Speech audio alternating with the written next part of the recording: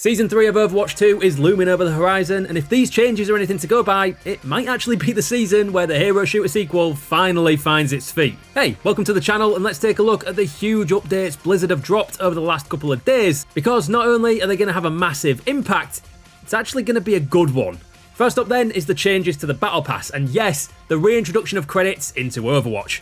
The community has been heard, and you can now earn actual in-game currency just by playing the game normally. Overwatch coins will still be a thing, but once Season 3 kicks off, all players will be able to pick up a max of 1,500 credits as free rewards from the Battle Pass, and another 500 as premium rewards. And the dev team are adding a ton more content you can spend credits on, putting them essentially on par with coins as far as buying cosmetics goes. Nearly all of the old, epic and legendary tier skins will be made available in the hero gallery using either coins or credits, including those usually trapped behind seasonal event modes, so Witch Mercy, Surf and Splash Torbjorn, or Snowman Wrecking Ball. You'll be able to pick those up regardless of the time of year. So put simply, free-to-players will be able to snag a legendary tier skin every single season just by playing the game normally without having to make a single in-game purchase. And since these credits are unlocked through the Battle Pass, regular players actually have a solid reason to grind through the free tiers to bag the coins, and finally get that skin they've been pining for but didn't want to fork out 20 bucks on. It's taken 3 seasons of changes and backlash, but Overwatch 2 finally might have that sense of reward and progression we've been crying out for since the game launched. And in fairness to the devs, they've taken a lot of the community feedback on and made changes based on what people ask for. And that's a good sign for seasons to come. So, now that they've made it worthwhile to grind, you've got to hope that those matchmaking teething issues that have plagued Overwatch 2 since launch might get tackled too, right? In Season 2, the matchmaking felt unbalanced.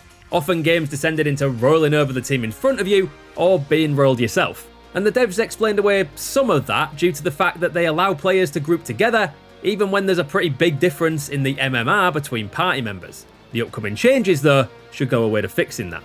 In Season 3, the matchmaker will essentially pair up players with similar MMR based on which role they're playing. So even if you're a plat DPS partnered up with your friend who plays tank in gold, you'll still be matched against players who are similar to your skill level. So the enemy DPS would be in plat, whereas the enemy tank will be more matched to gold.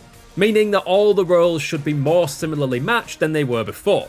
Whereas before, the matchmaker was focused on keeping the team's overall MMR as balanced as possible, from now on, its focus will be keeping the individual roles balanced. And while it could lead to some unintended consequences, on the whole, it seems like a great change in how the QP and ranked systems will work.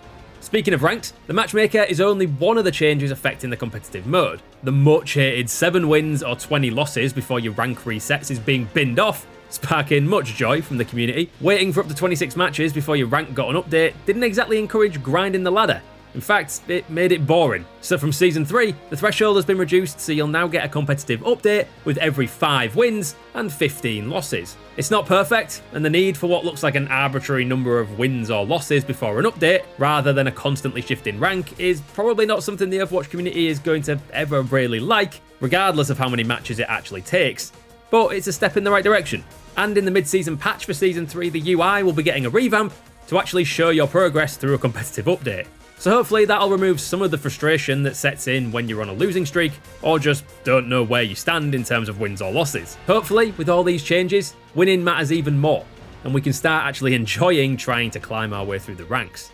And just to round off this, admittedly rare, run of good Overwatch 2 news, the confusion around rank decay and seasonal rank resets will hopefully be a thing of the past. From Season 4, a little while away, but we'll take it, seasonal competitive rank resets and all current and past seasonal rank decay will be completely removed. A welcome change, and one that'll hopefully, again, make ranked that little less frustrating and a little more fun and rewarding for everyone.